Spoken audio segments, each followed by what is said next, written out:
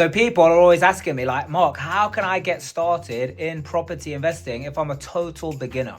So in this video, I'm going to show you exactly the step-by-step process that I took total beginners through. You know, some of them were total beginners, some of them were like looking to scale and find more deals, profitable deals. I'll show you the exact framework of how to find the demand, qualify the demand, know what is selling or what's renting in the marketplace, and then actually go ahead and find the deal, analyze it, and be able to like call and make an offer. Because this is where the money's made, when we start making offers. So stay tuned, watch this. I'm gonna be back because I'm gonna do some commentary along the way so you can learn basically just from this video as well. People pay good money to see this training, so stay tuned. First of all, let's qualify an area. Should we do that? I'm going to quickly qualify an area and let's qualify some deals and, you know, make some calls. Should we do that? Yeah. So give me an area that someone wants to invest in. Yeah. So Market Harbour. And what's your strategy? Flipping. Excellent. I like it. So we will go to estate agents. Let's call this. Oh, hi. My name is Mark. I'm just wondering if I could quickly run a couple of things by you. Are you involved in sales? Correct. Yeah, so I'm just wondering, because I want to start, buy some properties, renovate them so I can, sell them. Right. What ones are the best? Like which ones are selling, the fastest for the, the most, the better prices? What would you say is happening right now in this area? What sort of budget have you got? What are you looking to do up? Because obviously what we want to do, we buy, we want to know what it's worth when we can sell it, and as long as we can buy it and renovate it, and there's still a gap for the profit, we can obviously make it work. So whether the purchase price was around 200 or 300 or 400 doesn't matter, as long as obviously we can add value to it. Whether we can add a bedroom or an extension, like they're some of the ways that we look to do it. You see. The reason why I'm being cautious is that any agent worth their salt knows that we've got a real potential issue after April of this year, because stamp duty dies, all the benefits, and nobody knows what's going to happen after that. So if the interest rates go up slightly, or if the interest rates stay at the same, then there's a good chance that the market's going to go very quiet. No, yeah, I understand it's going to go quiet. So then, okay, so what, are you guys in a little bit of a fearful position, or are you still surely there's still something going to be moving in your area? You might be able to tell me, what is that end product that people will buy over, what else is there? I'm afraid that I can't get, every so often, a bungalow's been upgraded, and because it's upgraded, it goes quite quickly. Yeah. Because people are downsizing from bigger properties, and they don't want, and they're used to sort of an ensuite on the bedroom, whereas most bungalows don't have that. That sort of thing. So when you say upgrading the bungalow, you don't mean like making it a 2-story, then you just mean like making it, a little bit more superior. So as you can see, I hit into a little bit of resistance, and this happens all the time. This is where most amateurs, they give up, right? But look, I've taught them the framework in the room, and I'm just following the framework now. And it doesn't even look like a framework because it's just very conversational. Keep watching and see how I get the information that I need to qualify the demand and what deals to look for. So make it up, extend it, and make it more superior. Nice. That's what you need to do. So quite often the living room is one where it's quite small. Well, some of the developers, when they get them, have actually doubled the size or triple the size of the living room. That's what people like. Nice. And why is it that these go? Is it, like you say, downsizing, but is it? Yeah, they're selling their £600,000 property, and they don't want stairs anymore, but they want something similar in a bungalow, i.e. it's still got to be spacious, because they got the money. It's not they're downsizing in order to save money. They're downsizing because they don't want stairs anymore. Yeah. But it's the bungalow aspect, and there's good money on that, because I've seen it. As soon as the bungalow's been done up and extended, bang, it's gone within days. Okay. That's previously, over the last, prior to today's date. Nice. If it continues further down, it all depends on what happens from April. I get you. That's why I'm being cautious. Let's just go back to this area, because I'm just wondering, where are the places? Are there specific streets or locations or little cul-de-sacs or something where these bungalows would be the best? It doesn't matter. It's a case of we've got a number of roads which have got bungalows. For example, I'll give you if you put a pin on Rupert Road, LE16, then you go on Google Earth, you can go up and down the street. I would look at that. So you'll notice that every sort of 20, 30, there's one that they've done up. And then if you look on Rightmove behind and check, put the address in, it normally comes up right move and it tells you what's sold, and then you'll see the pictures. So they're the ones. So they go quickly. If somebody's done it up, improved the size, and where the average one's 330, nobody wants a 330. Well, they want to spend 500, but they want a bungalow that reflects that price, and they're very rare because no developer's been doing them here. So that's the gain. That's the selling price, is it? Around 500. Obviously, if it's got a small bit of land and all you do is extend it a couple of inches, it ain't going to work. You've just got to look for the corner plots and that, and then make something good out of it. So, there's that. So the Victorian property. Sorry. So you're saying if I was to bring something like that to you, like that would be awesome, because you know that previously, I know obviously there's some changes coming up, but predominantly these have been the ones that get snapped up, and you could sell them well. That's what's been happening. Getcha. But after April, I get it. It's going to be a totally different picture. That's the issue. It could be that those people then don't move because they'll never complete a chain on their own property because the market isn't there. So yes, you've got people willing to buy, but if they can't be released because the market's gone the wrong way, then they'll be hanging around. Absolutely. That's why I am being cautious with your money, because that's the way it works. No, that's perfect. And you know what? You've given me a new angle to look at, so that's really good. I'm going to get to work because, I've got a couple of people that we're actually going to gear up, and I've already started to think of some strategies of how to approach. Thank you so much. Take care. All right then. Bye-bye. Bye. So this is what makes it so difficult for so many new people to get involved in this, because if they just listen to the stamp duty after April, the market's listen, the difference, you got to remember, it's the difference that it's going to make. Yeah. So for most people, it's only going to make like £1,500 different, maybe even up to £2,500 different. Yeah. It's only going to affect new time buyers who buy, like first-time buyers who buy north of 425,000. They might have to pay 12%. That's nothing to do with what we're doing, which is like adding properties to our portfolio. Yeah. So now listen to what we do, because I've kind of ignored this whole thing about the stamp duty because that doesn't affect how we're doing business. Was he being all difficult? Yes or no?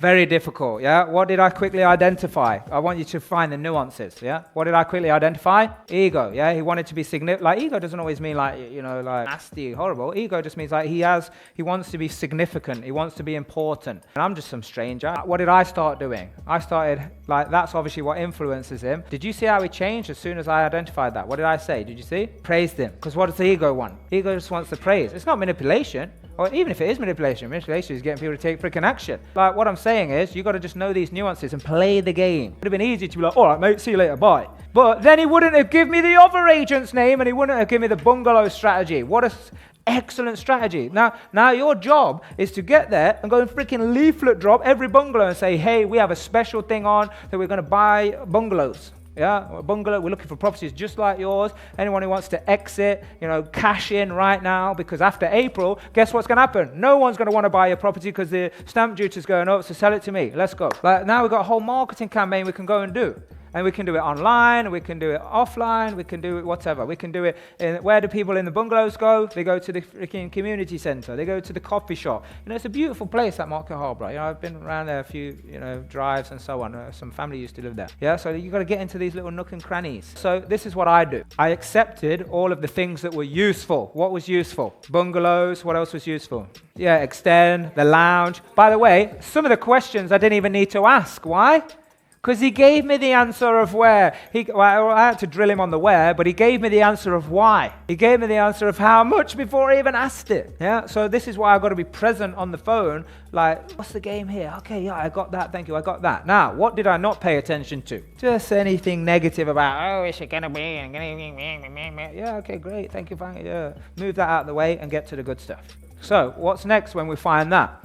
Now we've got to go out there and we've got to run some numbers. Yeah, right. So you see this map here. Yeah, what you can do is you can edit the area and basically draw the map on the streets and the postcode and everything that they said. Write that down as an action. GDV said what? 500, but it's got to be, it's got to be good. Yeah. How much profit we want to make? Yeah. Let's see if we can make 50. Yeah. Okay. Good. What would it cost to make this bigger? We could even look at how much the land is on the other side. Because you've got to weigh up like what I'm putting in versus what I'm going to get out. Yeah. So obviously, what you would do, especially if you're starting out, out, you need to start gauging builders and say, hey, listen, could you help me, come out? How much would it cost to do this? And they would give you what's called a desktop analysis, meaning just like high level numbers. If your numbers still work, then you can move to the next step and so on and get more detailed numbers. Let's just go crazy and say it's going to cost another 25. So that's 50. So I'm just going to say 60, just as a quick, yeah? So money in, money out offer would be what? What would it be? 390. Yeah, and it's up for 325. Are you kidding me, home? Yeah, so here's the thing. The asking price, write this down. This is really important. If the only thing you ever write down is this, let it be this. Yeah, asking price, write it down. Asking price means nothing. Yeah, you've got to understand this. The asking price means nothing. Someone just made that up. Yeah, what matters is what is my formula. The only reason I need to know that is because if my price is above here, yeah, if my price is above here, and by the way, I have to qualify the demand. How do I qualify the demand? Is like, are there properties in that area selling for that? So watch this. Yeah, so this is my trained agent called Skyla. Yeah, Skyla is going to take this exact area. So this part's really cool, right? So you really got to come and see this. Watch me do it live. So basically, I've trained my AI agent on the due diligence, on the frameworks, which I'm exactly teaching these people right here live in the room. And I'm about to just put the information in there, and you watch how it churns out what I call like the fast numbers and gives us an idea of like, are we in the right ballpark to make this property deal work? Work out what the GDV in this area is for this type of property. In top condition. Oh yes. Here we go. Hold on a second. You'd only just dangled the fishing rod in. Where's your patience? Yeah, look, see, add more living space, additional bedrooms, GDV, gross development. Yeah, so what? Yeah, look, so loft and large extension. So then we would go back and check the market, see if that's what it is. Yeah, but by the way, bear in mind, your stuff might not churn this out straight away because I've trained this. I've trained it, all of my formulas, I've trained it all of my stuff. This is what we do at UBAPI. You guys get to train your things. Yeah, build cost 80 meters square meter. Okay, so it's kind of already answered what it needs to do to get to the 500, the 550. Yeah, but then that upgrades that. Yeah, so side extension, so 450. Yeah, so let's go 450. So let's recalc these numbers. 450, and how much was that build cost on there? 75. Yeah, so 75. So I've got to put like 80.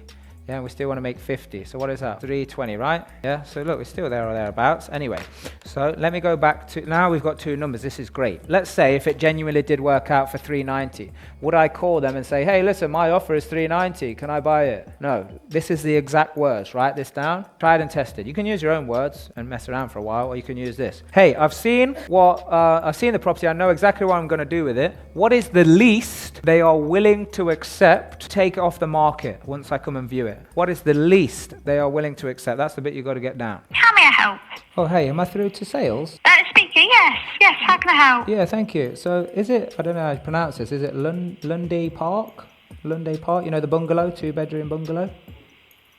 Lawn Park, yes. Can I talk to you about that? Yeah, of course. What would you like to know? Yeah, I'm just wondering, because I've already done my numbers based on what I want to do to the place, because I want to do it up a little bit. Okay. Yeah. I'm just wondering, like, what's the situation with them? And I was wondering what the least they would be willing to accept to obviously take it off the market if obviously I can. Yeah.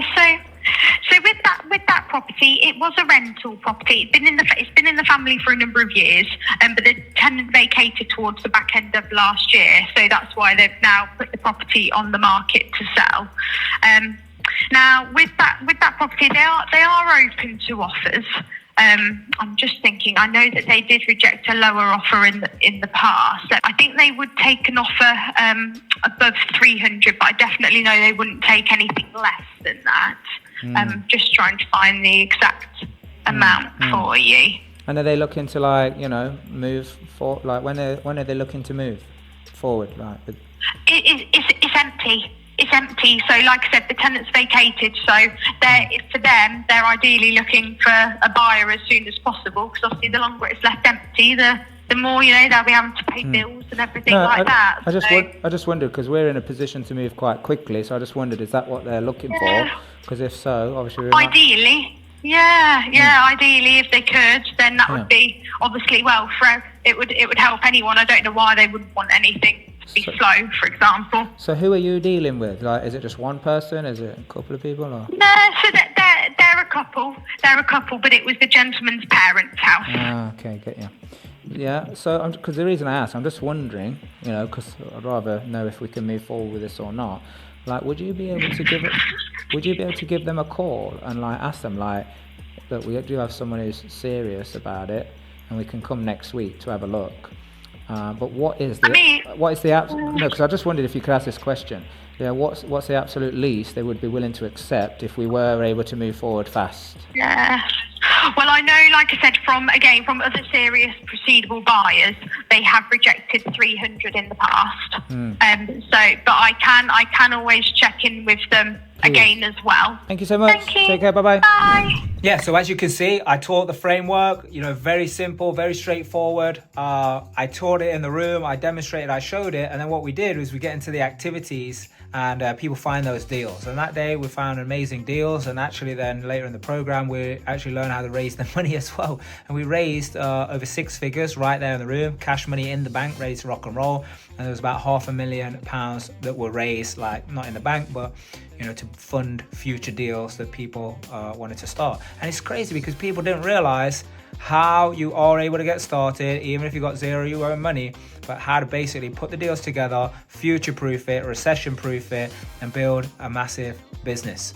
Yeah, so if you want to learn how to do this, click the link, get registered, come to the next 2-day program, which is the Property Entrepreneur Bootcamp. This is where you'll see not just me do it live, but you'll be doing it right there live as well. If you've been to other trainings before and you haven't got results, I want you to come and see the difference, because it's not what we are teaching, it's the way we are teaching it. You know, the steps to create success in the property field, they're very much the similar, you know, there's certain frameworks, there's certain ways that things work. So it can't be what you're doing, it's got to be the way you're doing it. So come and learn how to do it in a way that will help you succeed, you know, build the income, build a lifestyle that you deserve.